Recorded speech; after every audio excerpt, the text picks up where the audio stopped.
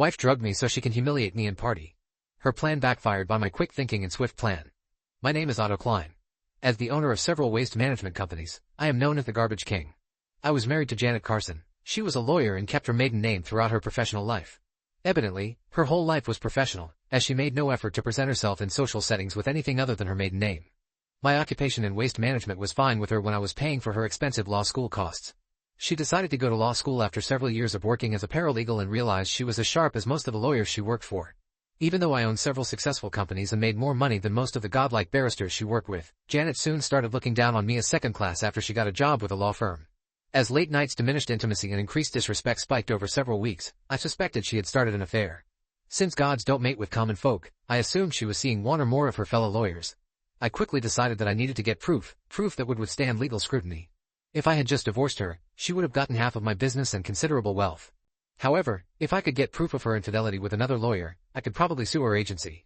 The law firm would likely pay quite a bit to avoid the embarrassment and possible loss of clients. Therefore, I might make enough to compensate for what I would have to give her in the divorce.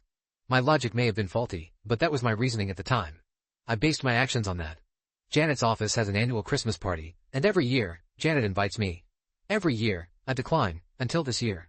She was shocked and immediately tried to come up with reasons for me to stay home. There won't be anyone there for you to talk to, just a bunch of lawyers bragging about their billing hours. You really want to sit and hear that all night? I don't care as long as I'm with you, I replied. What I was really thinking was that as long as I could keep an eye on her, I might figure out who her lover was.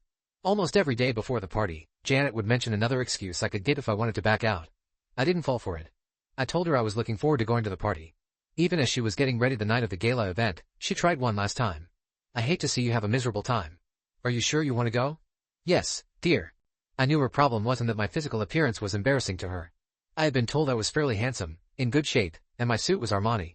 I was no slob. I just work with garbage. She didn't like it when I said, that's what you do too. We arrived at the party with the second wave of people who were trying to be fashionably late. We found the tables were already full, but we soon located one near the dance floor where only one other couple had settled so far. We took our seats, and I offered to get drinks for Janet and myself. My first confrontation of the night occurred while I was standing in line to get our beverages. A man who appeared to be one of the lawyers with the firm said, I don't believe I've met you before. Who are you here with? I answered, my wife, Janet Carson Klein. Janet? I didn't think she was still married, he replied. Yeah, we've been happily married for 8 years.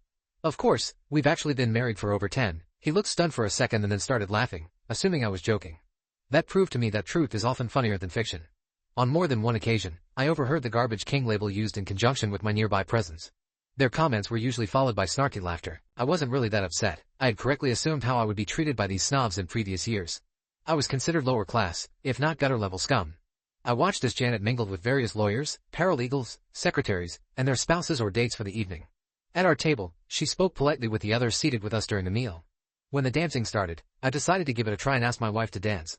She looked like she could barely tolerate being seen with me. I didn't care. I tried to dominate the slow dances.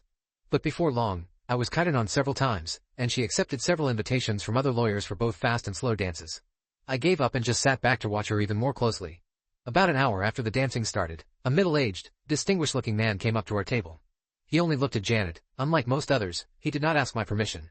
He was claiming her more than asking her to dance. Janet's face lit up when she saw him. She eagerly accepted and stood up without ever looking at me for my approval. I thought we might have a winner. My focus was entirely on them as I observed them dance a slow dance.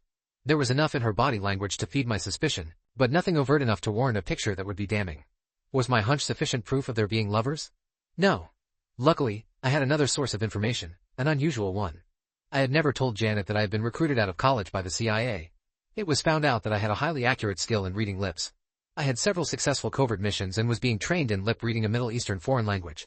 However, my time in the CIA did not last long. One of those infamous whistleblowers blew my cover along with everyone else in my section.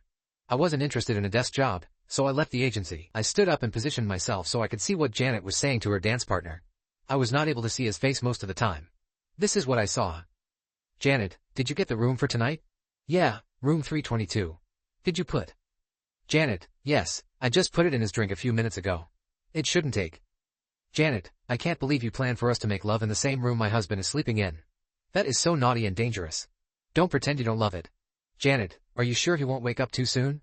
Don't worry about me. I promise you, you'll get it. Oh, Stanley, I am so ready. That was enough for me. I immediately spilled the rest of the drink on myself and the table. I excused myself and took off toward the restrooms, but I passed them and headed for the exit. I was hoping either I had not taken enough of the drug to be affected yet or that it was not a strong dosage. I was wrong on both counts. Beeping monitors, bright lights, and the smell of alcohol were my greeting back to consciousness. It appears I had a car wreck when I fell asleep at the wheel driving home from the party. I looked around and saw a nurse. I was about to ask her a question when I saw Janet come into the room. I immediately sat up and yelled, "Get that out of here!" Janet ran out of the room. Once she left, I was still yelling, "She's the one who almost got me killed. I want to talk to a policeman now." The nurse tried to calm me down, but the medical staff assumed I was having some kind of psychotic episode. I calmed down and told them, "I'll try to explain this in terms you can understand. I will see you personally and the hospital in general if you do not get a policeman here in the next 15 minutes. I have been drugged, do a toxicology screen for liquid Benadryl and other knockout drugs. I think my wife and her lover almost got me killed." I exaggerated what I knew of the situation, but it worked. Within 15 minutes, a police officer was taking my statement that I had overheard my wife and her lover talking about drugging me and taking my body off somewhere so they could be intimate. I didn't mention that I heard it by lip reading. I figured drugging and attempted kidnapping ought to stir some action. I was told I needed to come to the police station after I left the hospital to swear out a complaint. I told them I would, unless I got kidnapped or killed by them. When I left the hospital, the officer didn't seem particularly concerned for my safety. While I waited to be discharged, a nurse came in to tell me the results of the toxicology report. I had been drugged big time. In fact, based on the amount of drugs in my system, if I had drunk the full glass, it would likely have killed me. The hospital staff had reported that to the police already. I heard the phrase attempted murder for the first time. Before long, there was a policeman stationed outside my door, and the second officer who interviewed me was more serious in her interest. I went to my house when I was discharged the next day, and a police car passed my house on a regular basis. However, I was not in danger. Janet was not in our house, just all her stuff was. I found out that Janet had been arrested earlier at our house. She and her lover had come here in hopes of convincing me not to tell the law firm about their scheduled tryst at the hotel. That was the only crime they thought they had committed. However, she and Stanley were charged with attempted murder. I imagine she collapsed when she heard the charge as the police put her in handcuffs. The two lawyers, as you might expect, refused to speak without another lawyer present. The district attorney wanted to try the two separately. He thought if Janet saw she was going to be convicted, she would testify against Stanley, her lover and a junior partner with the firm. The DA was not successful. The two cases were intertwined, so they would be tried together. Janet tried to talk to me before the trial. She left messages regarding her innocence and a claim that she was trying to kill me. I guess she didn't think cheating on me mattered since she didn't bother apologizing for that. I ignored the rest of her messages. I quickly withdrew all funds from our joint accounts and cut all the other financial umbilical cords she was attached to. Her father had to pay her lawyer until her lawyer eventually forced me to return her half. At their trial, the toxicology report of the drugs in my system was the chief evidence. There was a forensic chemist, an expert in poisonings, knockout drugs, and date rape drugs, who told me the scientific name of the drug I was given and the danger I would have been in had I drunk the whole amount. I was the star witness. Lip reading accuracy, particularly my lip reading ability, was the main issue for the defense regarding my testimony. How could I possibly be so sure of what I saw? Most lip readers perform at just above 50% accuracy. I had several CIA staff testify that my proficiency was above average. I even gave a demonstration to the court. The defense attorney next tried to offer an alternative theory of what happened, claiming that I had actually drugged myself in order to accuse my wife and her lover of attempted murder.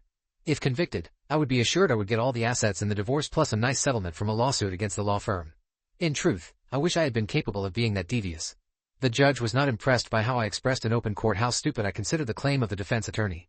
When the defense had their turn, neither Janet nor Stanley testified. They had another forensic chemist testify that the drug would likely not have killed me. They had a sign language expert testify as to the general inaccuracy of lip reading. I loved it when my lawyer asked him if some lip readers were more accurate than others. He said, "Of course." Then he was asked if he ever saw me to determine how accurate I was. He had to admit he hadn't. The only other witness was a police officer, Sergeant Haskins, who had interviewed the people who shared our table at the party. He testified that no one at the table had reported seeing my wife put anything in my drink. The defense rested. Their conclusion: no one saw Stanley give Janet any powder, and no one saw Janet put anything into my drink.